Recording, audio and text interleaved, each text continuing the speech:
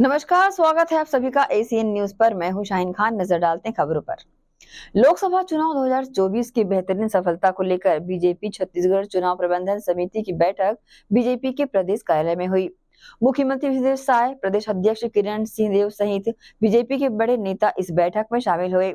इस दौरान बीजेपी के नेताओं ने सभी को जीत की बधाइयां दी। बैठक की अध्यक्षता छत्तीसगढ़ के मुख्यमंत्री विष्णुदेव साय ने की।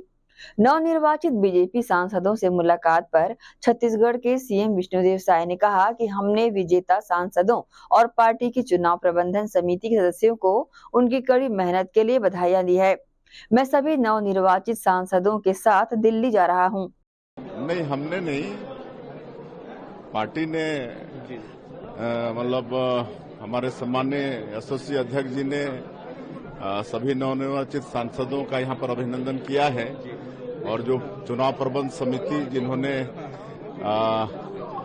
मेहनत किया, पसीना बहाया, जिसके कारण ये सफलता मिली, तो प्रबंध समिति को भी धन्यवाद पार्टी की तरफ से दिए हैं। लोकसभा चुनाव 2024 में छत्तीसगढ़ में भाजपा का परफॉर्मेंस जबरदस्त रहा।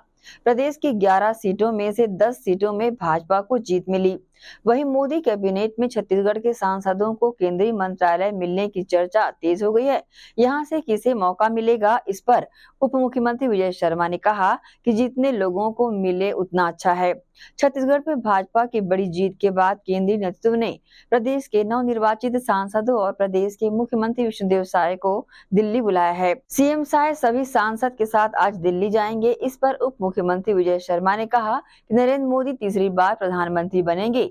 सभी राज्यों के मुख्यमंत्री दिल्ली पहुंचेंगे। संसदीय दल की बैठक है, उसमें आज हम सब एक साथ जाएंगे। तारीख को माननीय नरेंद्र मोदी जी तीसरी बार देश के प्रधानमंत्री बन रहे हैं, उनका शपथ ग्रहण है और उससे पहले कल एक बैठक है जिसमें सारे सांसद देश भर के मुख्यमंत्री, उप मुख्यमंत्री सभी राज्यों के भाजपा शासित जो है वो सब पहुंचने वाले हैं। तो एक कल की बैठक है और परसों माननीय नरेंद्र मोदी जी का तीसरी बार वो प्रधानमंत्री के रूप में शपथ लेंगे। इसी के लिए हम सब दिल्ली जा रहे हैं। अभी तो हम लोग अब खूब मेहनत करना फिर शुरू करेंगे, तो उनको अगले चुनाव के बारे में सोचना पड़ेगा। हमारी मेहनत आज से ही शुरू हो जाएगी, आज से ही जनता का सेवा शुरू हो जाएगा, आज से ही नए सिरे से काम शुरू कर ले रहे हैं और इस तरह से वो सरकार बनाने का तो ख्वाब अभी नहीं देखना चाहिए उनको। दुर्ग लोकसभा 2024 के हुए लोकसभा चुनाव में अपने ही रिकॉर्ड को तोड़ ऐतिहासिक जीत हासिल करने वाले सांसद विजय बघेल का दुर्ग भाजपा कार्यालय में भव्य स्वागत हुआ। इस दौरान बड़ी संख्या में भाजपा के पदाधिकारी और कार्यकर्ता शामिल रहे। दुर्ग लोकसभा में रिकॉर्ड तोड़ ऐतिहासिक वोट पाकर जीत हासिल करने वाले दुर्ग सांसद विजय बघेल का दुर्ग के जिला भाजपा कार्यालय में भव्य स्वागत किया गया। अध्यक्ष जितेंद्र वर्मा के नेतृत्व में आयोजित इस कार्यक्रम में बड़ी संख्या में लोग शामिल रहे। इस मौके पर अभिनंदन समारोह में जिला संगठन प्रभारी राजीव अग्रवाल, लोकसभा सह संयोजक प्रीतपाल बेलचंदन, विधायक डोमन लाल कोरसेवाड़ा, दुर्ग ग्रामीण विधायक ललित चंद्राकर, दुर्ग शहर विधायक गजेंद्र यादव, विधानसभा संयोजक जागेश्वर साहू, राजेंद्र कुमार पाधे, पूर्व विधायक लाभचंद बाफना मंचस्थ रहे। इस दौरान नवनिर्वाचित सांसद विजय बघेल के अभिनंदन के लिए दुर्ग जिले के सैकड़ों कार्यकर्ताओं का हुजूम टूट पड़ा।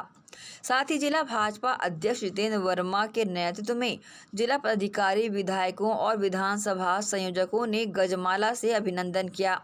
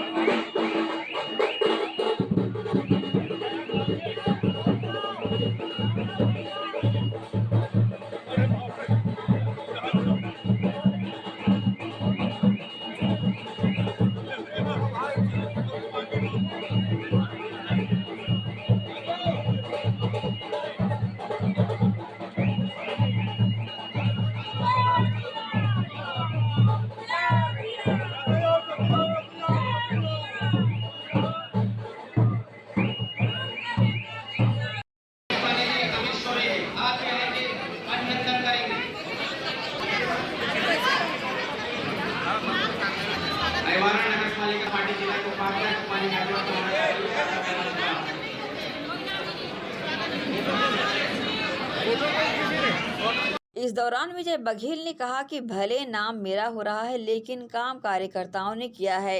सबसे ज्यादा महिलाओं ने अपनी जिम्मेदारियां निभाई है और काम किया है। दुर्ग के कार्यकर्ताओं ने दिन रात की परवाह किए बिना तन मन धन से पार्टी की सेवा की है। उसके लिए मैं सबका कृतज्ञ हूँ। कार्यकर्ताओं ने निस्वार्थ भाव से पार्टी के लिए काम करके सभी 9 विधानसभाओं में जीत दिलाई है। पहले जब छत्तीसगढ़ में सरकार नहीं थी, तब भी जनता से आशीर्वाद और कार्यकर्ताओं के दम पर रिकॉर्ड बनाकर, और आज जब सरकार में है तब भी रिकॉर्ड बना है। उन्होंने कहा कि दुर्ग लोकसभा के सम्मान को कभी ठेस नहीं पहुंचने दूंगा। दुर्ग की आवाज़ दिल्ली में उठाने में कोई कमी नहीं करूंगा। उन्होंने ये भी कहा कि मेरी सक्रियता को लेकर किसी के सर्टिफिकेट की जरूरत नहीं है। आज जनता ने सर्टिफिकेट दे दिया है। अब दुगने उत्साह के साथ प्रधानमंत्री नरेंद्र मोदी के नेतृत्व में भारत के विकास की गाथा लिखने में योगदान देंगे। मुझे 11 बजे रात पे दुर्ग ले जाकर भैया तो हाँ यार जायज पड़ी, तो रात दिन 1 बजे 2 बजे तक के जिनकर थे बहुत ही सहज और सरल व्यक्तित्व के रहने हैं। मैं दुर्ग लोकसभा के एक एक मतदाता प्रणाम करा रहा हूँ। और आज एक घर के अंदर बातचीत होते हैं जिन हिसाब से दुर्ग लोकसभा में मुख्यमंत्री जी, रविंद्र चौबे जी, ताम्रध्वज जी, रुद्र गुरु जी, अरुण वोरा जी, देवेंद्र यादव जी जैसे बड़े बड़े आदमी छत्तीसगढ़ कांग्रेस पार्टी के संचालन जिन होतरी से तेन कहां से होतरी से तो दुर्ग जिला से होतरी से। और बोले में कोई अतिशयोक्ति नहीं है कि पूरा देश के अंदर कोई उम्मीद के किरण नहीं दिखत रही से कि छत्तीसगढ़ में भारतीय जनता पार्टी के सरकार बनी। ऐसे बेला में 5 साल संभाल के रखी कोरोना जैसे विपत्ति काल में, और घोषणा जन घोषणा समिति के अध्यक्ष बनी। ओकर बाद पूरा छत्तीसगढ़ के एक एक विधानसभा में जाना, छोटे से छोटे कार्यकर्ता चाहे वो जसपुर के हो, दंतेवाड़ा के हो, जगदलपुर के हो, जसपुर के हो, जेल भी बोली से कर फोन रिसीव करके एक एक बिंदु संकलित करीस। और निश्चित तौर पे प्रदेश के अतिताई मुख्यमंत्री के विरुद्ध में शंखनाद करीस तो कौन करीस, आदरणीय विजय बघेल जी करीस। ओकर परिणाम है कि 9 में से 7 विधानसभा शानदार जीत के दे रहे हैं। और एक हम सबके हक बनते हैं कि राष्ट्रीय नेतृत्व से कि हमारे जिला ला हमारे बड़े भैया विजय बघेल जिला निश्चित तौर पे छत्तीसगढ़ में आज तक के कैबिनेट मंत्री के दर्जा नहीं मिले। मैं पार्टी फोरम में और लोकसभा क्षेत्र के एक एक कार्यकर्ता के तरफ से मैं विनम्र निवेदन करूं कि बड़े भैया विजय बघेल जी जिन साहस निडरता के साथ भारतीय जनता पार्टी के 5 साल सेवा करी, ओकर बदौलत कैबिनेट मंत्री के दर्जा मिलना चाहिए। जय हिंद, जय भारत, जय छत्तीसगढ़। ACN न्यूज के लिए दुर्ग से नसीम फारूकी की रिपोर्ट। वक्त है एक छोटे से ब्रेक का, जल्द हाजिर होते हैं। आप सब बने रहिए ACN न्यूज के साथ।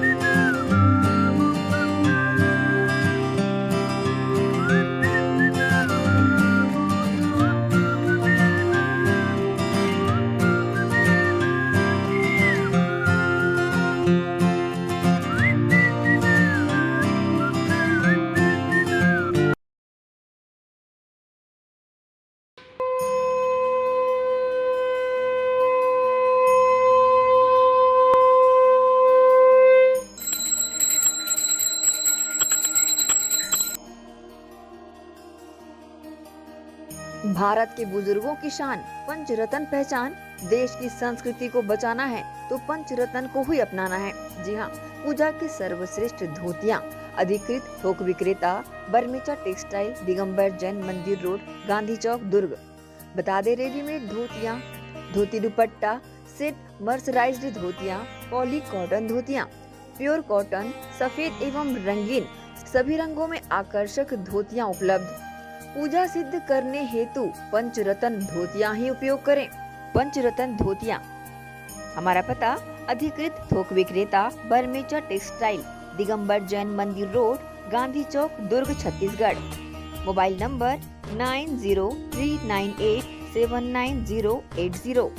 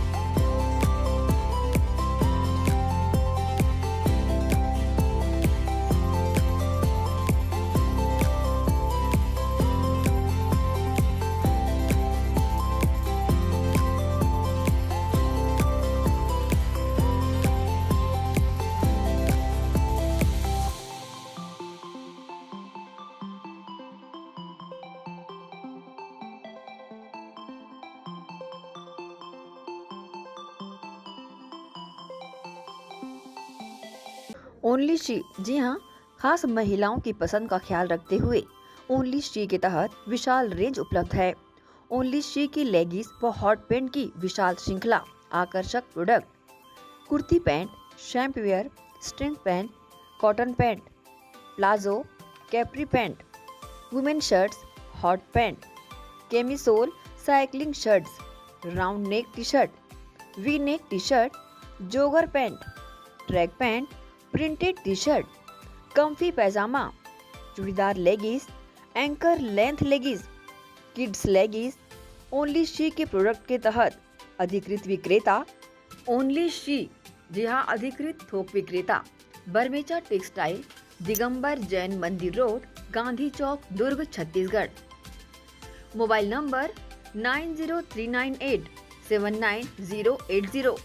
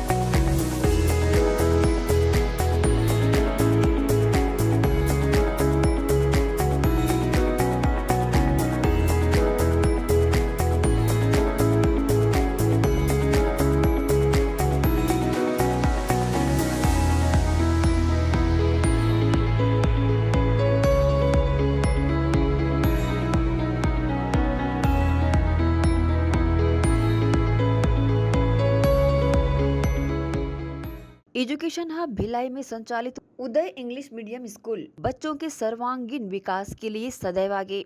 प्ले ग्रुप से कक्षा 8वीं तक विद्यार्थियों को प्रशिक्षण। Uday English medium school admission open. उपलब्ध सुविधाएं स्मार्ट क्लास, कंप्यूटर क्लास, बस सुविधा उपलब्ध, साथ ही सीसीटीवी कैमरे द्वारा विद्यार्थियों पर सतत निगरानी। अनुभवी शिक्षकों द्वारा विद्यार्थियों को स्पेशल इंग्लिश ट्रेनिंग।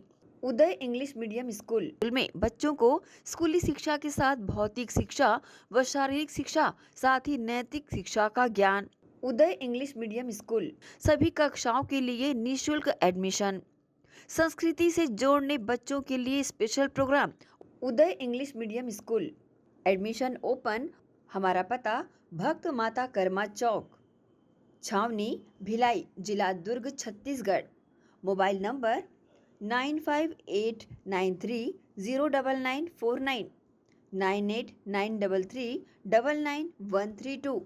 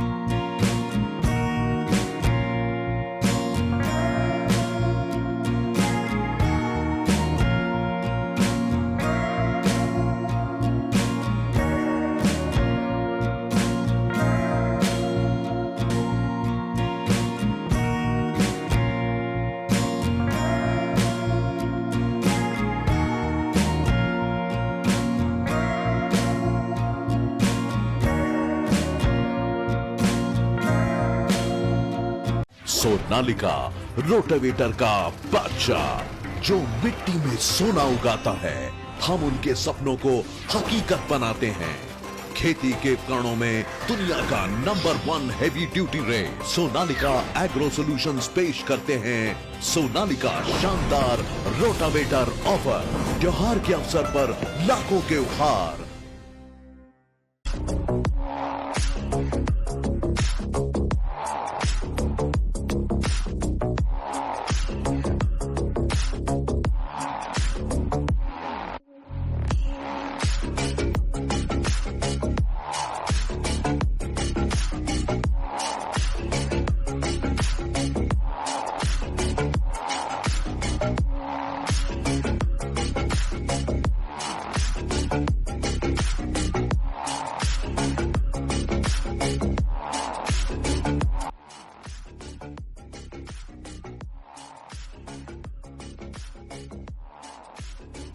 ब्रेक के बाद आप सबका स्वागत है।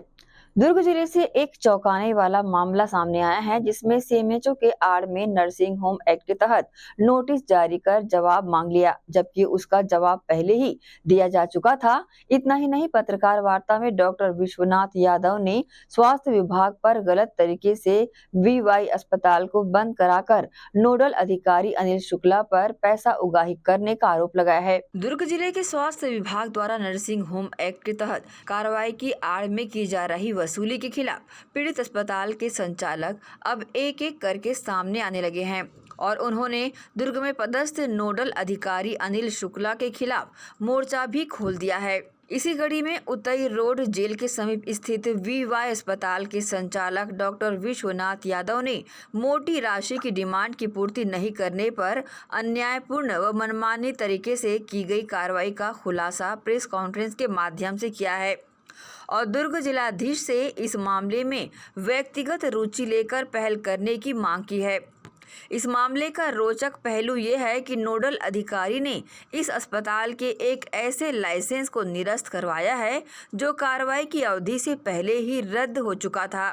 अब उनको मुझे लगा कि मैं नहीं समझा पाया, या तो उनके पास समय की समय अभाव होगा उनको। चल चुनावी वो भी चली रहा था। अनिल शुक्ला, हाँ, उनके खिलाफ बहुत ज्यादा शिकायतें मिल रही है और नर्सिंग होम संचालकों ने शिकायत की। नहीं, उनका क्या रवैया है ना, क्योंकि देखिए वो आप सबको जानता है अनिल शुक्ला के बारे में। मैं आपको ये बता दूं, ये तानाशाही तो इससे पहले जो टीम थी डॉक्टर गंभीर सिंह ठाकुर और खंडेलवाल सर से, पिछले 10 साल से मैं 2012 से मैं हॉस्पिटल चला रहा हूँ। ये हॉस्पिटल को आज तक मुझे किसी तरह की कोई शिकायत मुझे सीएमएचओ कार्यालय से नहीं हुई। This is the very first time I am facing this problem. अगर मान लीजिए, थोड़ी देरी के लिए मान लीजिए, अगर ये गलती मेरे से हो जाती है तो पहला गलती मान के आप मुझे क्षमा कर सकते थे, लेकिन मैं इस गलती को नहीं मानता हूँ क्योंकि वो गर्भवती नहीं थी। गर्भवती थी लेकिन बच्चा पेट में मरा हुआ था। अगर एक गर्भवती लेडी अगर सड़क किनारे जाता है और एक्सीडेंट से मर जाता है, उसका हेड इंजरी हो जाता है, तो आप उसको माता मृत्यु मारेंगे कि हेड इंजरी में मानेंगे? तो मेरा काम है क्रिटिकल केयर, तो मैं क्रिटिकल केयर से ही देख रहा था। हाँ, बच्चा लाइव होता और बच्चे मरा है उसका प्रमाण भी है यहाँ पे, जो नर्सिंग होम में देवराज नर्सिंग होम में किया गया था उसकी सर्टिफिकेट भी मैंने लगाया हूँ आप लोग के समक्ष में। सोनोग्राफी का वो रिपोर्ट भी है, ये इंटरटाइम डेथ। तो इस तरह की जो ये आपको बता दें, इस मामले में अस्पताल के डायरेक्टर विश्वनाथ यादव ने पूरे घटनाक्रम की जानकारियां प्रमाणिक दस्तावेज के साथ उपलब्ध कराते हुए पूरे मामले की तिथिवार जानकारी दी। उन्होंने बताया कि इस घटना के 6 माह बाद 6 सितंबर 2023 को सीएमएचओ दुर्ग के द्वारा नोटिस दी गई, जिसमें मृतक दिलेश्वरी साहू के संदर्भ में पूरी जानकारी एवं बेड हेड टिकट इत्यादि की मांग की गई, जिसमें डॉक्टर यादव ने बताया कि ये नोटिस हमें डाक के द्वारा 8 दिसंबर 2023 को प्राप्त हुआ। इसके उत्तर में हमने 19 पेज का बेड हेड टिकट जांच के पेपर इत्यादि सहित फॉर्म 4 व फॉर्म 6 भरकर 11 दिसंबर 2013 को सीएमएचओ कार्यालय में जमा भी करा दिया। इसके साथ ही कवरिंग लेटर और पावती हमारे द्वारा ली गई। वही 20 दिसंबर 2023 को सीएमएचओ कार्यालय से हमें एक और पत्र प्राप्त हुआ, जिसमें उल्लेख किया गया था कि 6 दिसंबर की नोटिस का जवाब नहीं दिया गया है। इसके बाद हमने सारे जवाबी दस्तावेज 2 जनवरी 2024 को पुनः जमा कराए और फिर उसकी भी पावती ली। जो लाइसेंस इसने रद्द किया है वो लाइसेंस है 2019 में हमको मिला था 14 रेट के लिए, टी दुर्ग उसका नंबर है। ये लाइसेंस हमको रद्द करने का मिला, लेकिन मैं आपको बता दूं ये लाइसेंस मेरा 2021 में रद्द हो चुका है। ये ठीक है, ये लाइसेंस 2021 में ही रद्द हो चुका था। अभी मुझे ये समझ नहीं आता है कि ये पढ़े लिखे और जो सरकारी क्योंकि ये रद्द लाइसेंस है, फिर आपने दोबारा उसको रद्द कर दिया। वो लाइसेंस हमारा अस्तित्व में ही नहीं था, आज तक नहीं। हमको 2021 में नई लाइसेंस मिली गई है, जिसमें बताता है 22 का, क्योंकि 14 रेट का लाइसेंस है उसमें ऐसा होता नहीं। तो 2021 में मुझे नया लाइसेंस आप कितने बेड का लिए थे?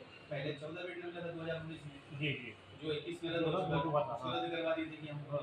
फिर हमको 2021 में ही नया लाइसेंस मिला था 22 बेड का, जिसके आधार पर हमने आयुष्मान कार्ड काट लिया। आपको बता दें कि दुर्ग मुख्य चिकित्सा स्वास्थ्य अधिकारी डॉक्टर जेपी मेश्राम और नर्सिंग होम एक्ट के नोडल अधिकारी अनिल शुक्ला के द्वारा जुगलबंदी का आरोप लगाते हुए कार्रवाई का खुलासा करते हुए डॉक्टर विश्वनाथ यादव ने सीधे तौर पर आरोप लगाते हुए कहा कि इस सभी मामले में दुर्ग कलेक्टर को गुमराह कर आधी अधूरी जानकारी परोसी गई और साथ ही 20,000 फाइन की फाइल को दबा रखा। उन्होंने ये बताया कि जब आरटीआई के तहत मैंने जानकारी चाही तो अब तक मुझे पत्र पोस्टल की जानकारी नहीं दी गई। साथ ही डॉक्टर यादव ने ये भी कहा कि प्रकरण में कार्रवाई की प्रक्रिया के बीच नोडल अधिकारी अनिल शुक्ला द्वारा मोटी राशि की डिमांड की गई थी। उन्होंने बताया कि वर्तमान में स्वास्थ्य विभाग में नर्सिंग होम एक्ट के नाम पर अस्पताल के संचालकों को कार्रवाई के नाम पर परेशान किया जा रहा है। इससे पहले जब गंभीर सिंह ठाकुर सीएमएचओ थे और नोडल अधिकारी डॉक्टर खंडेलवाल थे, तब वसूली का कोई भी घटनाक्रम घटित नहीं होता था। इस नोडल अधिकारी को डायरेक्ट नोटिस जारी करने का अधिकार किसने दिया? ये अधिकार कलेक्टर व सीएमएचओ को है, लेकिन नोडल अधिकारी अनिल शुक्ला डायरेक्ट अस्पतालों को नोटिस जारी कर रहे हैं। साथ ही उन्होंने आगे ये भी बताया कि उनके अस्पताल के जिस लाइसेंस को निरस्त किया गया है वो 2021 में रद्द हो चुका है। ये लाइसेंस 2019 में 14 बेड का बना था। 2021 में उन्होंने 22 बेड का नया लाइसेंस लिया। ये लाइसेंस उनके पास सुरक्षित है, इसके आधार पर वे अपना अस्पताल फिर से शुरू कर सकते हैं, लेकिन कलेक्टर के आदेश के पालन को उन्होंने प्राथमिकता दी है। उन्हें दुर्ग कलेक्टर इस मामले में संज्ञान लेकर न्याय की उम्मीद के साथ डॉक्टर विश्वनाथ ने उच्च स्तरीय जांच कर गलत कार्रवाई करने वाले अधिकारियों को सस्पेंड करने की मांग तक कर डाली। हमें जो आदेश आया था वो बंद करने का आदेश आया है, क्योंकि हॉस्पिटल का लाइसेंस रद्द कर दिया था और जो लाइसेंस रद्द हुआ वो 2021 में ऑलरेडी रद्द हो गया था। हमारे पास जो नई लाइसेंस है उसके बारे में उन्होंने एक शब्द नहीं लिखा। अब चूँकि ये कलेक्टर के द्वारा आया था, उसके सम्मान रखते हुए, उनका ये कर इज्जत रखते हुए हमने ये हॉस्पिटल को बंद ही रखना ज़्यादा मुनासिब समझा और एक अच्छे फोरम में जा कर के इस बात को रखी और सच्चाई उस लोगों के सामने आनी चाहिए। इस तरह से हम लोगों को तो कई बार लोगों ने ये भी कहा था, क्योंकि आप नया लाइसेंस लेकर के चालू कर लीजिए। कोई भी मैटरनिटी पेशेंट को लेने के लिए कोई भी अस्पताल तैयार नहीं है, तो उस स्थिति में आगे चल के भी दिक्कत होने वाली है। अब ये पेशेंट के पेट की में जो बच्चा था वो शुरू से धमदा से पीएचसी में दिखा रही थी। गवर्नमेंट की देखी हुई पेशेंट, हाइपरटेंसिव डायबिटिक पेशेंट, यदि ख़राब कंडीशन में जिसके पेट में 10 दिन पहले बच्चा मर चुका है, हमारी संस्था में आके यदि हाथ जोड़ के उनका पति इलाज करने की गुहार लगाता है, तो क्या इस कंडीशन में इलाज ना किया जाए? हम क्या करें? और मरीज हमारे पहचान का निकला। कंडीशन इतनी ख़राब थी कि हम मरीज़ को नहीं भी नहीं बोल सके। पूरे सारे दस्तावेज पे साइन करवा के मरीज़ को लिया गया। रात को 12 बजे वो वेंटिलेटर सपोर्ट पे गई। आईसीयू में पेशेंट थी, क्रिटिकल पेशेंट थी। आयुष्मान नहीं, मरीज़ आयुष्मान नहीं था। एक्चुअली में इतना समय ही नहीं था मरीज़ के पास, इतनी बातें ही नहीं हो गई। बस बात इतनी हुई कि मरीज़ बहुत सीरियस है, इसकी जान बचाना प्रायोरिटी है। भैया रहा प्रशासन का कि इतनी सख्त नियम आप लागू करते हो, तो भविष्य में सिर्फ सरकारी हॉस्पिटल को छोड़ करके कोई भी प्राइवेट हॉस्पिटल मैटरनिटी वाला केस को लेने के लिए हिचकेगा। इतना मान लीजिए कि कोई डॉक्टर जानबूझ करके किसी का अहित नहीं करता है और मरना नहीं है, वो भरसक प्रयास करता है। डॉक्टर मरीज को मारने के लिए नहीं, उसको वो हर संभव प्रयास करता है कि मेरा मरीज अच्छे से निकले। लेकिन ये क्रिटिकल ऐसा होता है कि कुछ भी संभव है, सेप्टिसिमिया हो कुछ, लेकिन इस तरह के हो तो कोई भी नहीं लेगा इस तरह के केसेस। ये आप लोगों को भी समझना चाहिए, लोगों को भी समझना चाहिए और प्रशासन को भी समझना चाहिए।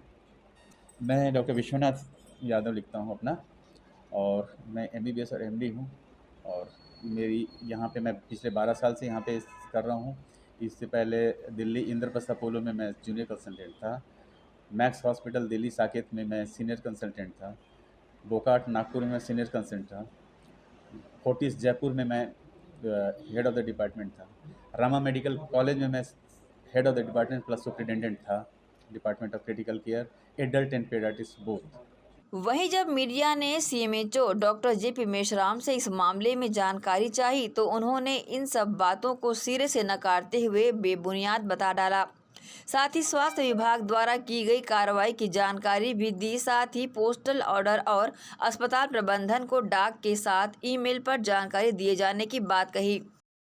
देखिए, कार्रवाई कभी भी किसी अस्पताल पे की जाती है तो पहले उसे नोटिस दिया जाता है और उस कार्रवाई के बदले में अगर उसके नोटिस का संतुष्ट जवाब नहीं आता है और उसे पूछा जाता है, अगर वो जवाब संतुष्टपूर्ण नहीं दिया जाता तो नोडल अधिकारी बार बार उससे लेटर लिख करके पूछता है। यदि संतुष्टिपूर्ण जवाब न मिलने की स्थिति पे ही कार्रवाई की जाती है। देखिए, हमने हर बार उनको नोटिस दी है हमने और उस नोटिस के जवाब में उनके पास से कोई नहीं आया है। हमने यहाँ तक स्पीड पोस्ट भी भेजा है उनको और उनको लेटर भी भेजा है। हमारे पास वो पूरे हमारे पास उसके सबूत हैं। साथ में हमारे नोडल अधिकारी द्वारा बार-बार जाके चेक भी किया गया है। साथ में हमने कलेक्टर को हमेशा इस बारे में बताया गया हर बार। फिर उनको जुर्माना भी लगाया गया, लेकिन उसके बावजूद भी उनने जुर्माने और बंद करने के लिए जब नोटिस दिया गया था, ना ही वो बंद करे थे, ना ही जुर्माना लगाए थे। इसके एवज में उनको फिर नोटिस दी गई और उसका संतुष्टिपूर्ण जवाब नहीं आने के साथ ही उनके पास फिर अग्रिम कार्रवाई की। एकदम गलत बात है। ये ऐसा कहीं पे भी होता नहीं है और ये गंभीर बात है और इस प्रकार आरोप लगाना भी ठीक नहीं है, क्योंकि इसका प्रूफ वो अगर दे सकते हैं तो ज़रूर दें, जिस पे हम फिर और कार्रवाई कर सकें। देखिए, हम ना हर बार जब भी नोटिस देते हैं, वो सभी नोटिस को लगाया जाता है, उस नोटिस का जवाब बनाया जाता है और उसकी जो कॉपियाँ रहती हैं वो सिर्फ कलेक्टर को नहीं अपितु डायरेक्टर को भी भेजा जाता है। किंतु यह डायरेक्टर के पास भी इन्होंने अपना एक अपील जारी की थी।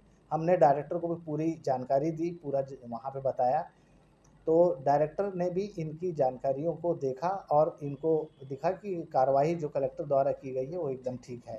इस प्रकार की अगर उनके पास कोई चीज़ भी है तो वो आके यहाँ पे ऑफिस में जमा करें, जिसमें हम देख करके बताएंगे कि वो पुराना लाइसेंस इनका कैसे 2 लाइसेंस मिल सकता है। हर नर्सिंग होम्स के लाइसेंस के लिए एक लेटर निकलता है जिसपे नंबर भी पड़ा होता है, तो इनके पास कौन से लाइसेंस है इस तरीके के, वो ज़रूर ला के दिखाएँ, जिससे हमें ये साबित कर सकें कि इनके द्वारा जो जानकारी दी जाती सत्य है। इस प्रकार से पत्रकार वार्ता लेके अगर गुमराह किया जाता है तो ये घोर आपत्तिजनक है। इससे शासन की छवि धूमिल होती है और ऐसे पे और इनके ऊपर कार्रवाई का योग बनता है। बहरहाल मामला काफी उलझा हुआ है, देखना होगा किस तरह की कार्रवाई की जाती है। ACN न्यूज के लिए दुर्ग से नसीम फारूकी की रिपोर्ट। सर्वधर्म सेवा संस्था द्वारा विश्व पर्यावरण दिवस के अवसर पर सेक्टर 10 सड़क 37 स्थित मैदान में 50 गड्ढे खनन कर पौधारोपण किया गया। संस्था ने इस वर्ष से प्रशासन एवं जन सहयोग से 10 लाख पौधे व बीज बोने का संकल्प लिया है।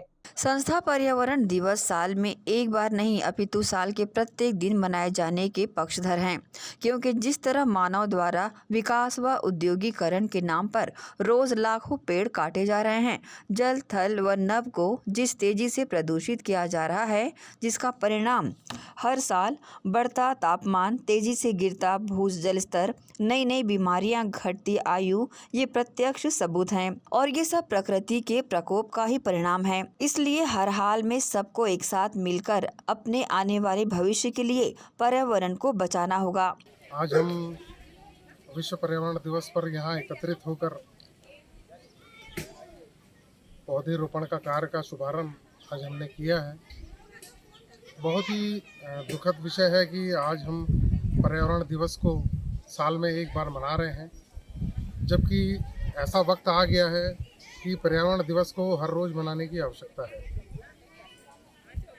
उसका कारण ये है कि मानव द्वारा जो निरंतर पेड़ काटे जा रहे हैं, जल, थल, वायु तीनों को धीरे धीरे प्रदूषित किया जा रहा है आधुनिकीकरण के नाम से। इन सब विषयों को बहुत गंभीरतापूर्वक हमें सोचते हुए हर दिन हमको पर्यावरण दिवस के रूप में मनाना है, पर्यावरण पर विशेष ध्यान देना है। यही मैं आप सभी से आग्रह करूंगा कि ज़्यादा से ज़्यादा हम पौधे लगाएं, पर्यावरण की चिंता करें और आज के दिन को हम पर्यावरण बचाओ देश बचाओ अभियान के रूप में हम मनाने की शुरुआत कर रहे हैं और एक बड़े लक्ष्य को लेकर 10 लाख पौधे के लक्ष्य को लेकर प्रशासन के सहयोग से और जन सहयोग से इस लक्ष्य को प्राप्त करने का हम प्रयास करें। पुनः निवेदन आप सभी से ज़्यादा पौधे लगाएं, पर्यावरण की रक्षा करें। विश्व पर्यावरण दिवस के उपलक्ष्य में हम लोग सेक्टर सड़क 37 के सामने में सर्वधर्म सेवा संस्था की ओर से वृक्षारोपण कर रहे हैं। और आज के समय में जो भिलाई का तापमान 47 पॉइंट समथिंग मुंगेली का गया था, तो हमें उससे ये सबक मिला है कि हम अपने आसपास के क्षेत्रों में पेड़ लगाएं और उस तापमान को नीचे गिरावट में लाएं। आज हम लोग सर्वधर्म सेवा संस्था के तरफ से पर्यावरण को बचाने के लिए पेड़ पौधे लगाने का अभियान शुरू किए हैं भिलाई में। और आज हम लोग बहनें लोग मिलके अपने भाइयों को ये गिफ्ट कर रहे हैं। ट्री भैया के लिए है एक, और एक वो भैया को उनसे देना था ना। और ये कम से कम 500 के करीब बीज बम है, जो बॉल सीड बोलते हैं। इसका उपयोग बारिश में आप कहीं जा रहे हैं तो इसको आप चलते चलते फेंक दीजिए। इसके अंदर बीज है और वो अंकुरित होके बाद में आगे जाके एक वृक्ष बनेगा। तो ये आज हम लोग आप लोग को दे रहे हैं। आप लोग की जिम्मेदारी है इसको कैसे और कहाँ लगाना है। जैसा कि हम सब देख रहे हैं, इतनी गर्मी पड़ी है इस साल, ग्लोबल वार्मिंग और ग्लेशियर जो पिघल रहे हैं, ये सब पर्यावरण के खराब होने, नष्ट होने का परिणाम हम सब लोग भुगत रहे हैं। इसलिए हमको ज़रूरी है कि हम बहुत सारे पेड़ लगाएं और उसकी देखभाल करें। तो इसी कार्यक्रम के अंतर्गत हम सर्वधर्म संस्था की ओर से सेक्टर 10 के बगीचे में हम लोग पेड़ लगाने आए हैं। और हम सबसे अपील करते हैं कि आप सब भी अपने घर के आसपास और जहाँ पे आपको खाली जगह दिखती है वहाँ पे आप लोग पेड़ लगाएं और उसकी रक्षा करें, उसके बड़े होने तक की उसकी देखभाल करें। धन्यवाद। संस्था इस गंभीरता को पूर्व से ही भांपकर 2004 से ही सिंगल यूज प्लास्टिक का विरोध, पानी बिजली बचाओ जैसे अभियान चलाते आ रही है। इस कार्यक्रम में Prateek Bhoi, Rakesh Ratnakar, Ghanshyam Pandey, Prakash Gawande, Upendra Pandey, Vasant Salankar, Dilip Umre, Suresh Khandwe, William, Shriram Verma, Khoman Verma, Farida Begum, Sudha Sharma, Glory Parker, doctor Alka Das, Vijaya Nirmala, Tarini Sahu, Bobby Dilliwal, साथ ही अन्य लोग शामिल रहे। सभी ने बढ़ चढ़कर जागरूकता पूर्वक इस अभियान में हिस्सा लिया। आगामी बरसात के दिनों को देखते हुए नगर निगम भिलाई क्षेत्र में कुछ ऐसे क्षेत्र हैं जहां पानी का बहाव ठीक ढंग से बड़े नालों तक नहीं हो पाता है। ऐसी जगहों के लिए आयुक्त देवेश कुमार ध्रुव ने सभी जोन के आयुक्तों को आवश्यकता को देखते हुए कच्ची नाली निर्माण करने का निर्देश दिया है। वहीं दूसरी तरफ निचली बस्तियों में जल भराव न हो, साथ ही नालियों के ऊपर हुए अतिक्रमण को नगर निगम भिलाई द्वारा नियमित रूप से तोड़ा एवं खाली कराया जा रहा है।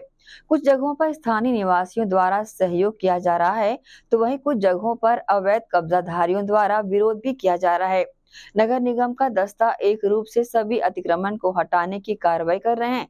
निगम आयुक्त ने सभी से सहयोग की अपील की है। निगम द्वारा चलाए जा रहे अभियान का उद्देश्य है कि बरसात के पानी का कहीं जमाव न हो और पानी सीधे नालों के माध्यम से आगे निकल जाए।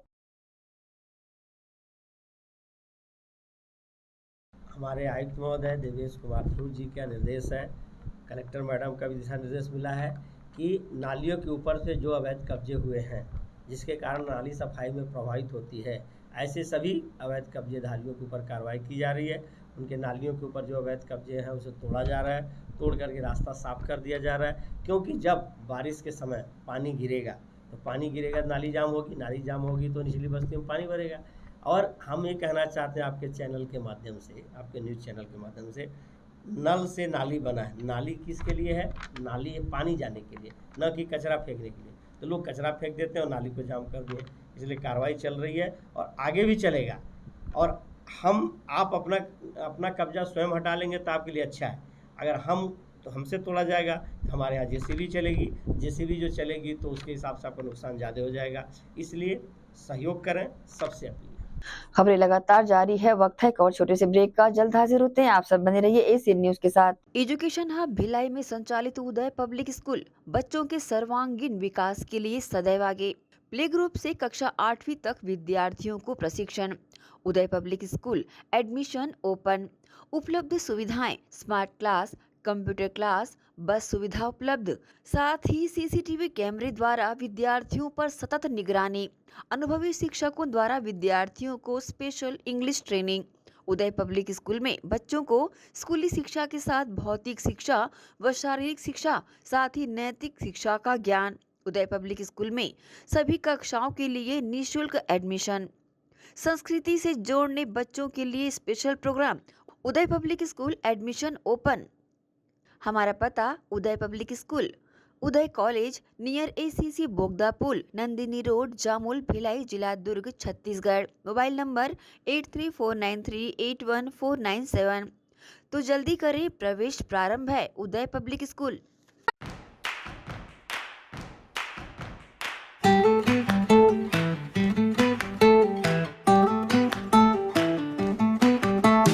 नन्हे नन्हे प्यारी जान, पढ़ेंगे लिखेंगे तभी तो बनेंगे भारत की पहचान। बच्चों से ही है कल का भविष्य, तो आइए उदय पब्लिक स्कूल में जल्द ही एडमिशन कराइए। जी हाँ, एडमिशन शुरू हो चुके हैं। नर्सरी से कक्षा 8वीं तक आपके निकट उदय कॉलेज कैंपस नियर एसीसी बोगदा पुल, नंदनी रोड, जामुल, भिलाई में स्थित 2019 से गुणवत्ता भर शिक्षा प्रदान करने वाला आपके क्षेत्र में पहली बार, जिसका नाम है उदय पब्लिक स्कूल। जी हाँ, सभी कक्षाओं के लिए निःशुल्क प्रवेश।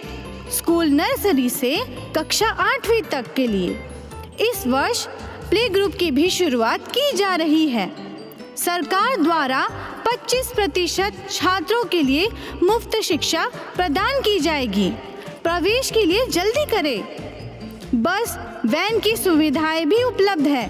पुस्तकालय सुविधाएं है, सीसीटीवी कैमरा, संगीत कक्ष, खेल और सांस्कृतिक गतिविधियां, मल्टीपर्पस हॉल। महत्वपूर्ण दिन और त्योहारों को भी यहाँ मनाया जाता है।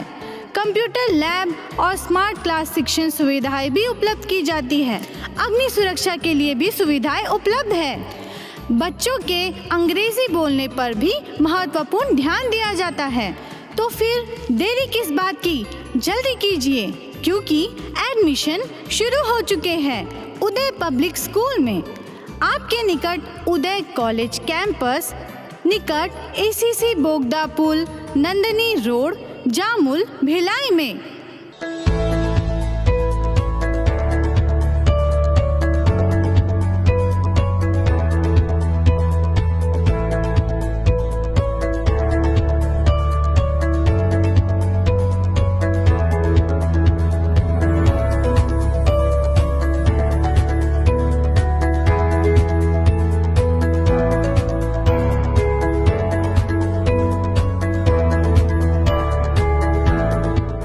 ब्रेक के बाद एक बार फिर से आप सभी का स्वागत है। जशपुर जिले के सन्ना थाना क्षेत्र में वैवाहिक कार्यक्रम से उठाकर एक नाबालिग के साथ गैंगरेप की बड़ी घटना सामने आई है। पुलिस ने इस घटना को अंजाम देने वाले सभी 6 आरोपियों को गिरफ्तार कर लिया है। गिरफ्तार आरोपियों में से 4 आरोपी नाबालिग हैं। सन्ना थाना क्षेत्र के एक गांव में एक वैवाहिक कार्यक्रम के दौरान आरोपियों ने 2 नाबालिग लड़कियों को जबरन उठा लिया और दोनों को जंगल की ओर ले जाने लगे। तभी एक लड़की उनके चंगुल से भाग पाने में सफल हो गई और उसने वापस लौटकर गांव के लोगों को घटना की जानकारी दी।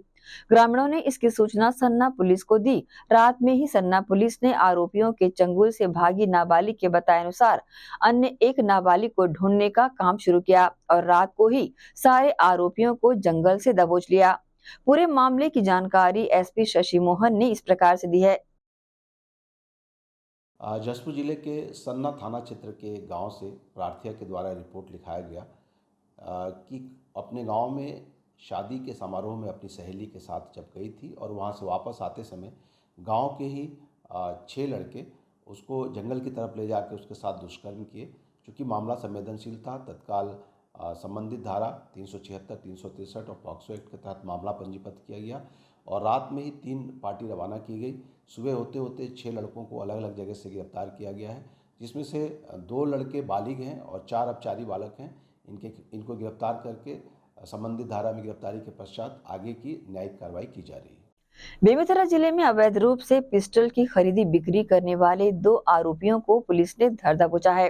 पुलिस ने आरोपियों के पास से 70,000 रुपए नगद, 2 पिस्टल, 6 राउंड के 2 मैगजीन, 1 कार, 2 बाइक और 3 मोबाइल फोन जब्त किए हैं। आरोपियों ने लूट की झूठी घटना बताकर पुलिस को गुमराह करने की कोशिश भी की थी। एसडीओपी मनोज कुमार तिर्की ने बताया कि 3 जून को पुलिस को खबर मिली थी कि ग्राम कंतेली के पास अज्ञात आरोपियों ने एक व्यक्ति के पैर में गोली मार दी है। सूचना मिलते ही पुलिस मौके पर पहुंची और जांच शुरू की, लेकिन पुलिस को यह बात हजम नहीं हो पा रही थी कि इन 3 लोगों ने मिलकर एक बाइक सवार को गोली मारी और पैसे भी नहीं लूटे। दूसरी बात यह भी थी कि गोली पैर पर ही क्यों मारी। पुलिस ने पहले नाकेबंदी की और गोली लगने से घायल होने वाले युवक से कड़ाई से पूछताछ की। पूछताछ में उसने बताया कि वह बेमेतरा के दिनेश चंद्र शर्मा के पास कट्टा सप्लाई करने आया था। इसी दरमियान ट्रायल के दौरान उन्होंने 2 फायर हवा में किया और तीसरी फायर धोखे से उसके पैर में ही लग गई। घटना को छुपाने के लिए तस्लीम चौधरी ने पुलिस को लूट का किस्सा सुनाया था, जिसके बाद ये खुलासा हुआ। तस्लीम जो है वह बेमेतरा निवासी दिनेश चंद शर्मा को एक पिस्टल बिक्री करने ले गया था और ट्रायल करने के दौरान 2 फायर उसने हवा में किए थे और गलती से एक फायर उसके पैर में हो गया था, जिससे वह घायल हो गया था। इसमें आरोपी चौधरी तस्लीम अभी वर्तमान में जेल में है एवं उसका साथी अजय को गिरफ्तार किया गया है। दिनेश चंद शर्मा को गिरफ्तार किया गया है। प्रकरण में 2 पिस्टल जब्त किया गया है, 6 जिंदा कारतूस, 2 चले हुए बुलेट, 1 खाली खोखा, 1 टाटा पंच कार और 1 प्लेटिना मोटरसाइकिल जब्त किया गया है। प्रकरण में अन्य आरोपी जशपुर पुलिस अधीक्षक शशि मोहन सिंह द्वारा मवेशी तस्करों के विरुद्ध विशेष अभियान चलाया जा रहा है। पुलिस द्वारा निरंतर पशु तस्करों के विरुद्ध कार्रवाई करते हुए सैकड़ों मवेशियों को जब्त किया गया है एवं आरोपियों को गिरफ्तार किया गया है। इसी कड़ी में 6 जून को अल सुबह 3:30 बजे लोदाम थाना पुलिस को मुखबिर से सूचना मिली कि पोरतेंगा पिलखी जुरतेला रोड से साईटांग टोली होते हुए झारखंड की ओर एक पिकअप वाहन में मवेशियों को भरकर तस्करी करते हुए ले जाया जा रहा है। इस सूचना पर पुलिस अधीक्षक द्वारा तत्काल थाना लोदाम, थाना दुलदुला चौकी आरा एवं पुलिस लाइन जशपुर से बल अलग अलग दिशा में रवाना किया गया। पुलिस टीम द्वारा पोरतेंगा एवं लोखंडी के बीच जंगल में नाकाबंदी कर रोड में आ रही पिकअप वाहन को रोकने का प्रयास किया गया, किंतु वाहन चालक ने पुलिस को देखकर पिकअप की गति बढ़ा दी, जिसके बाद पुलिस ने वाहन का पीछा कर विशेष तरीके से वाहन को पंचर कर दिया। पिकअप वाहन के चालक ने कुछ दूर जाकर पिकअप को रोड के किनारे खड़े कर जंगल की ओर भाग गया। पुलिस द्वारा उक्त वाहन से 11 नग मवेशी बरामद कर सुरक्षार्थ रखा गया है। मामले की जानकारी पुलिस अधीक्षक शशि मोहन ने इस प्रकार से दी है। जशपुर जिले में पशु तस्करी के खिलाफ लगातार एक अभियान चलाया जा रहा है, जिसकी कड़ी में कल लोदाम थाना क्षेत्र के झोलेंग के पास पुलिस के पास सूचना थी कि कल गाड़ी में, पिकअप गाड़ी में कुछ पशु तस्कर पशुओं को लेकर आ रहे हैं। इस पे हमारी टीम वहाँ पे पहले से लगी हुई थी। सूचना मिलने पर, चूँकि ये गाड़ी बहुत स्पीड में भगाते हैं, वहाँ पे ये गाड़ी को टायर पंचर करने का प्रयास किया गया और उसमें सफलता मिली। साथ ही पिकअप वाहन और 12 जानवरों को उसमें से बरामद किया गया है। पशु क्रूरता अधिनियम के तहत मामला पंजीबद्ध कर लिया गया है और ये अभियान लगातार चल रहा है। पिछले हम लोगों ने 12 दिन के भीतर 6 मामलों में सैकड़ों पशुओं को मुक्त कराया है और बगीचा थाना क्षेत्र के एक बहुत बड़े पशु तस्कर को गिरफ्तार भी किया है। यह अभियान हमारा लगातार जारी रहेगा। इसी के साथ ही आपसे लेंगे इजाजत। आप सब बने रहिए एसीएन न्यूज के साथ। नमस्कार।